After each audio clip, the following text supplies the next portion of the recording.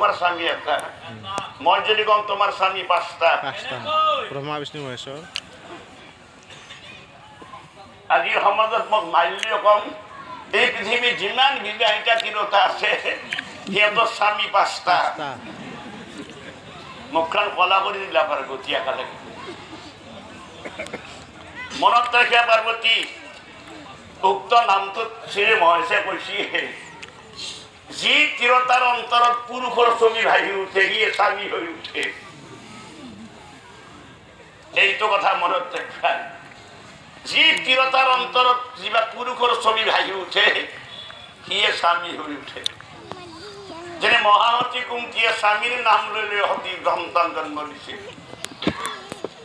বিবাহিতা তিৰোতাবিলাকে গা পা ধুই উঠি দীঘলকৈ জুত শিৰত সিন্দুৰৰ ফটা মাৰে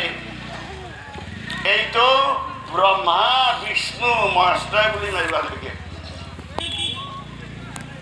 ব্ৰহ্মা বিষ্ণু মহেশ্বৰ বুলি কোৱাৰ লগে লগে তোমাৰ স্বামী কেইটা হ'ল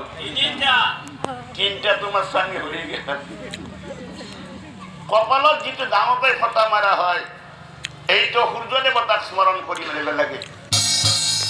এই সূৰ্য দেৱতা তুমি যেনেকৈ আকাশত জ্বলি আছা মোৰ স্বামীও যাতে তেনেকৈ জ্বলি থাকে কেতিয়া হ'ল তোমাৰ স্বামী চাৰিটা আৰু লোকেলটো পাঁচটা কিন্তু এটা কথা মনত ৰাখিবা পাৰ্বতী পৃথিৱীত চব 2 নম্বৰ আছে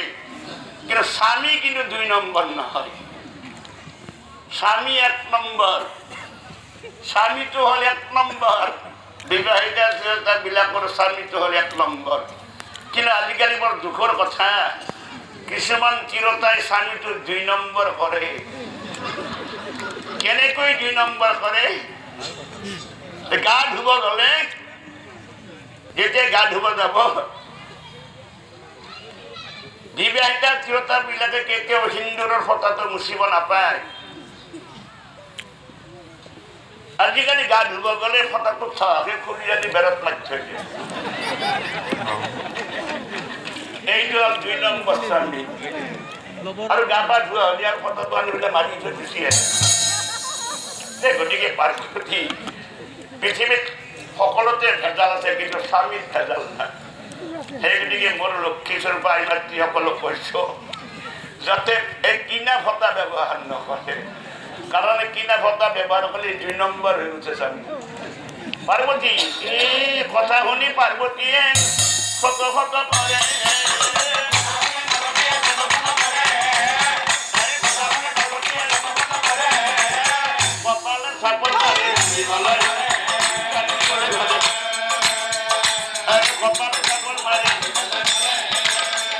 কপালে চাপৰ মাৰি কান্দে পাৰ্বতী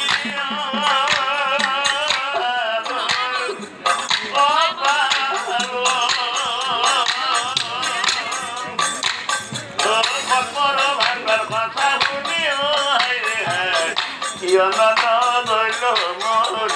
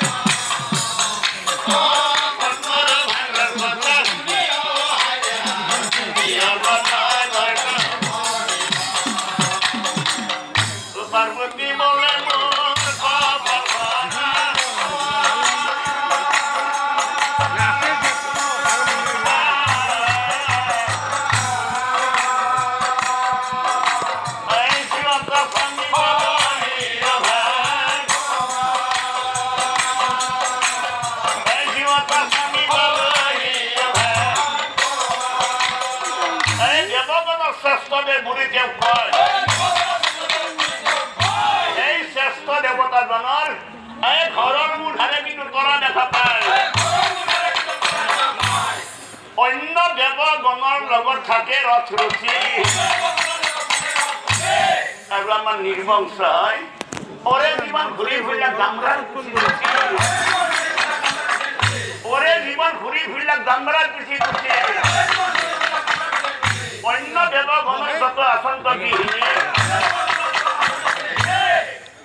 সোণৰ কেৰু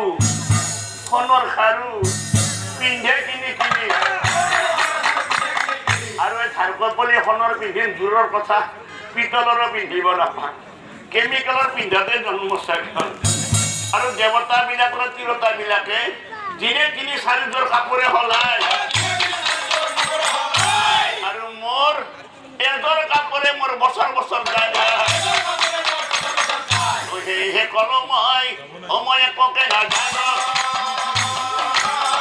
লক্ষ্মীৰ দৰে ঘৰ এটা লাগে তাকে মই জানো লক্ষ্মীৰ দৰে ঘৰ এটা লাগে পাৰ্বতী কিবা গান গাই আছা না কিবা কৈ আছে বান টানি টানি কয় হুল পানী অৰুণাচল পাৰ্বতী কওঁ কথাই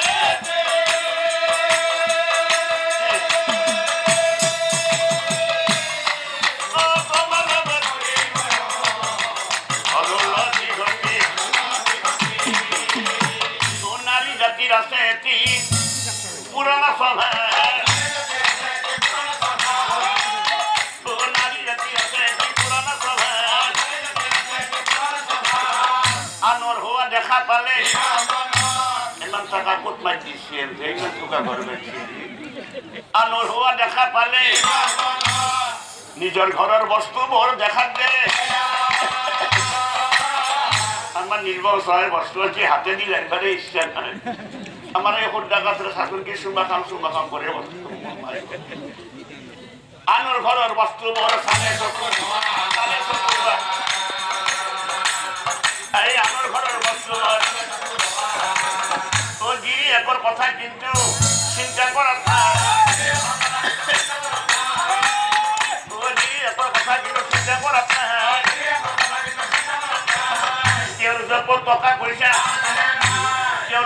টকা পয়সা ঠিক তেনেদৰে তুমিও দেখা পাই লক্ষ্মী দেৱী তোমাকো লগা হ'ল তোমাকো লগা হ'ল শিৱৰ বচন শুনি পাৰ্বতী সুন্দৰী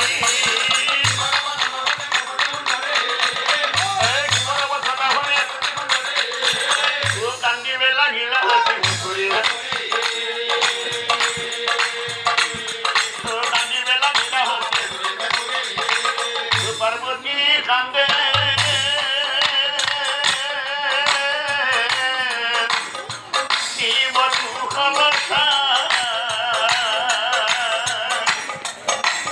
লক্ষ্মী ধরে ধর্ম হবে না ঠাকুর পার্বতী কান্দে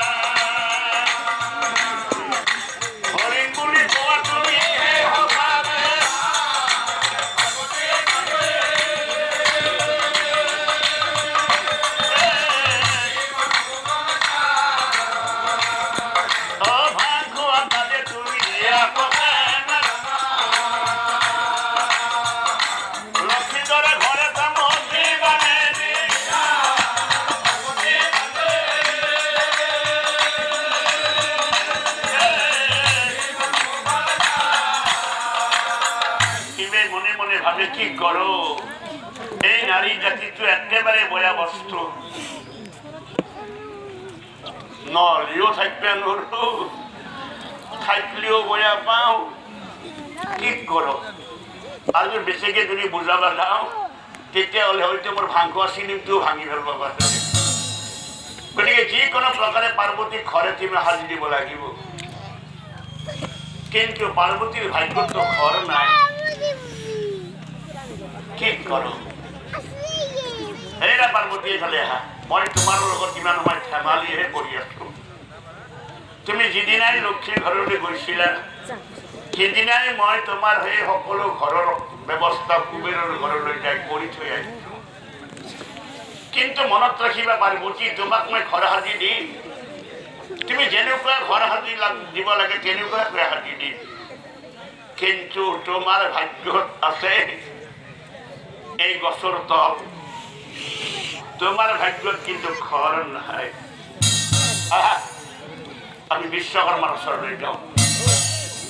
শিৱ গোসাঁই পাৰ্বতী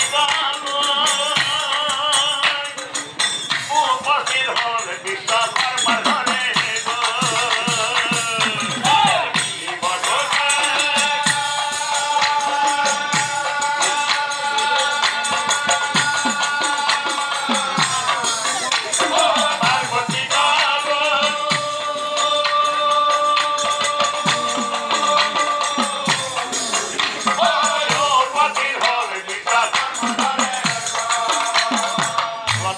বিশ্বকর্মায় বহিবা করিলা